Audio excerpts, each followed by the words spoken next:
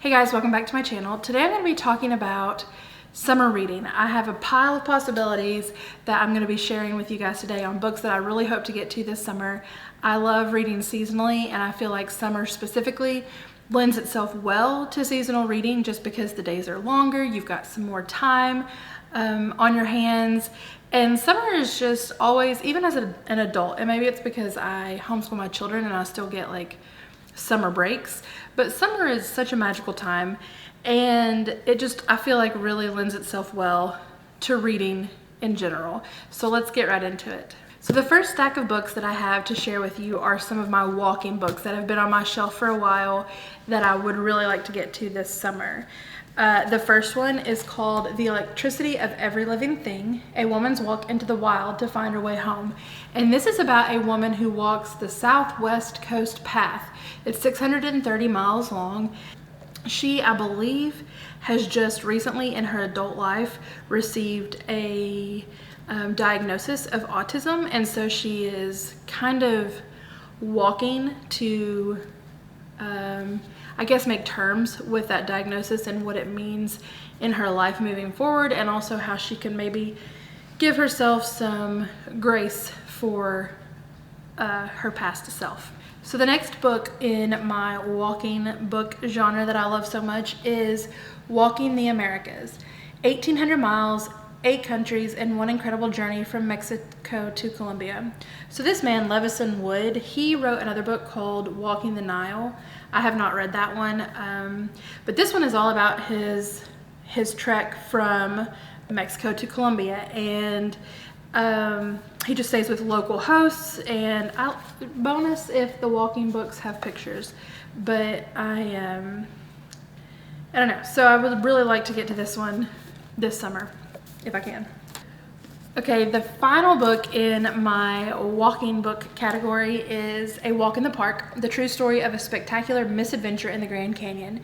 And I believe this man and his friend decide to walk the Grand Canyon in its entirety with zero preparation. And so, of course, it says misadventure, and I feel like they're definitely going to learn a lot along the way. But the Grand Canyon in particular is very interesting because, you know, like not a lot of people get that view. You get the view from the top, but that view down at the bottom, not many people get. And so I'm excited to read this one. This is actually a newer purchase. I believe it was written last year in 2024. Yep, it was written in 2024. So this is a fairly new book to me. So I'm excited to get to this one as well, hopefully. Moving on to my next category, these are some classics that I would love to read in the summer. I feel like with the longer days and the more free time you have, there's a little bit more opportunity to tackle larger books or books that intimidate you a little bit that are on your TBR, and so these kind of fall into that category, kind of. So the first one is Don Quixote. This is my big book of the year. I always try to read a big book at least once a year, and this one is my choice for this year, so I really want to read it this summer. I'm just going to take my time with it, pace it over June, July, and August, and we'll just see. But I feel like if you don't know the story, this is about a man who reads too much, and because he reads so much, he kind of goes a little bit crazy, and he wants to become a knight errant like the knights that he reads about. And so this is all about his adventures, and I'm excited to read this finally because there are so many references to this in pop culture, and I want to know what they mean. Sorry, I have pneumonia, so if I'm huffing and puffing, I really apologize. I just sorry, I just did an inhaler and it's not kicked in quite yet, but I apologize if you can hear me breathing. But anyway, the next book on my list is The Woodlanders by Thomas Hardy. And Thomas Hardy, I feel like, is one of those authors who writes nature so well, and so I think his books are perfect for the summer. But this is about a girl who returns home from a middle class school, and she feels like the guy that she was supposed to marry is now beneath her, and so she sets her sights on, I believe it's a doctor, and her dad is all on board for her to marry this guy that is above her station. So that's really all I know about it, but I know Hardy and his nature writing is beautiful, so I think it'll be a good one for summer. The last in my classics pile is Catch-22, and this is about, it's set in Italy in World War II, and it's about this guy who is a hero, but apparently this is like a funny book. I didn't realize that it was supposed to be funny, but when I was reading the back of it, it says he's furious because thousands of people he's never met are trying to kill him. But his real problem is not the enemy, it is his own army. So basically, the Catch-22 is this rule for this army. A man is considered insane if he willingly continues to fly dangerous combat missions. But if he makes a formal request to be removed from duty, he is proven sane and therefore ineligible to be relieved. So it's like a Catch-22. And I'm excited to read this. I, again, didn't know that it was supposed to be funny, so that makes me want to read it even more. All right, so the next pile of books are just kind of random books that I want to get to in the summer months, and the first one is Ray Bradbury's Farewell Summer. This is the sequel to Dandelion Wine, and I read Dandelion Wine last summer. It was one of my favorite books all year. I feel like I'll probably reread it again this summer because it just captured the essence of summer so well for me. I loved it so much. But this is the sequel, and apparently I didn't realize this, but it was written like 50 years after he wrote Dandelion Wine. So I'm not sure how well this will stand up to Dandelion Wine with such a long time in between the books, but we'll see. But I'm excited to get to it. The next book has been on my TBR for several years, and I just don't ever get to it in the summer, but this year I'm going to make it a priority, and that is the summer book. And this is written by the same author who wrote the Moomin books, and I love those books. They're so fun and quirky, and I feel like I'll love this one too. This one is about a older artist and her granddaughter who are staying on a tiny island off of Finland, and it's just about their summer together. And I think it sounds like a slow, quiet book, but those are sometimes my favorite type of books. So I'm excited to get to this one.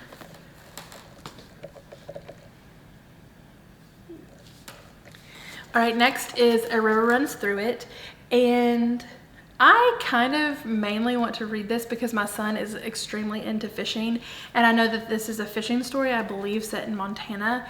I don't know anything else about it other than it features fathers and sons and fishing, and so I really want to read it just because, well, like for example, today he was out all day on the boat with one of his friends fishing, and it's just such a big part of who he is, and I want to kind of connect with him on that. And I feel like this is a book that will really pull on my heartstrings. We'll see, but I'm excited to get to it. And I know there is a movie, right? Isn't Robert Redford in the movie? I'm not sure. I don't watch a lot of movies, but I feel like there's a movie. So maybe I'll read it and then watch the movie. Who knows? Okay, I've got two more from my physical TBR, and then I've got a few on my Kindle that I'll share as well. But the next one is The Shell Seeker.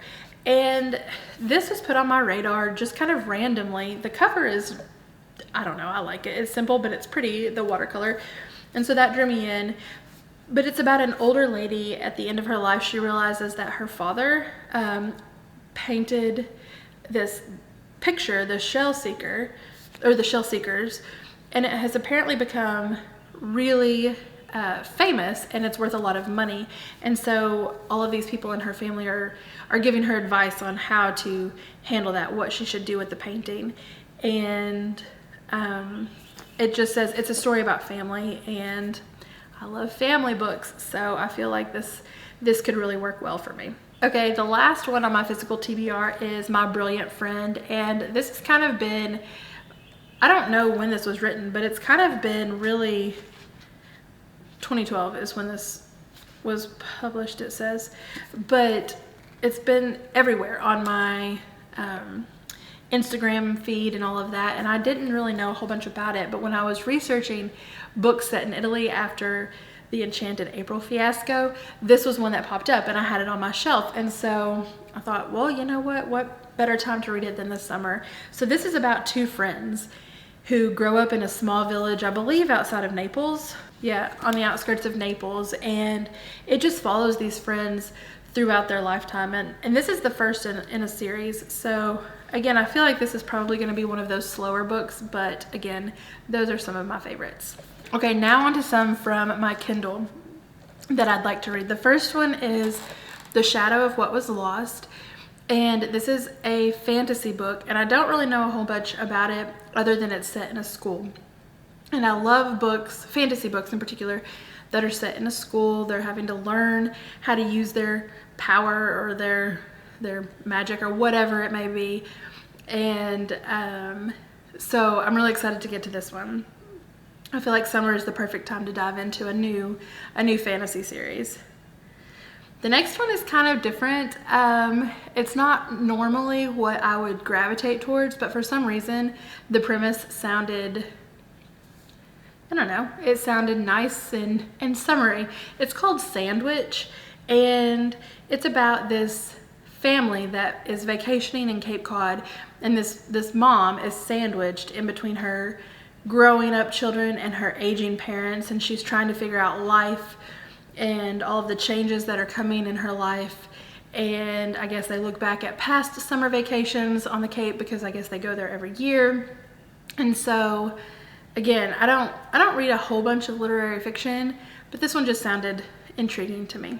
The next book is The Easy Life in Kamusari, and this is a Japanese book, and it is about a young boy who finishes school, and his parents send him off to a forestry school. And so he's in the middle of nowhere pretty much in this small little village, and he's felling trees and he's planting saplings, and he's participating in this small community and their festivals that they have and all of that. And I just love I love the Japanese translated works that I've read. They're all cozy and feel good, and I feel like this will be the same, kind of a coming of age story, and so I'd really like to get to this one. And the last book on my pile of possibilities for this summer is The Cautious Traveler's Guide to the Wastelands. And this is a historical fantasy book, which I love the few historical fantasies I've read. And so this is about a train who their last voyage, something terrible happened and nobody remembers what it was. Even the people that work on the train don't remember what it was. And so this is their next voyage into the wastelands, and it's all about the new passengers on the train and the person who works on the train that gets close to these passengers, and they're trying to figure out kind of what happened, I guess, on the last voyage. So it sounds good. I don't know. We'll see. So those are all the books that I would love to get to this summer. None of them are really definite, set in stone.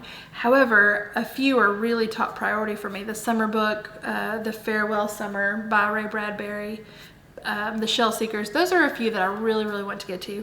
But we'll see. We'll see what happens. I feel like my reading changes from month to month. I have a list, and I never really go by the list, but that's okay. It's fine. I'm a mood reader, and I enjoy being a mood reader. But anyway, thanks for watching, and I will see you all next time.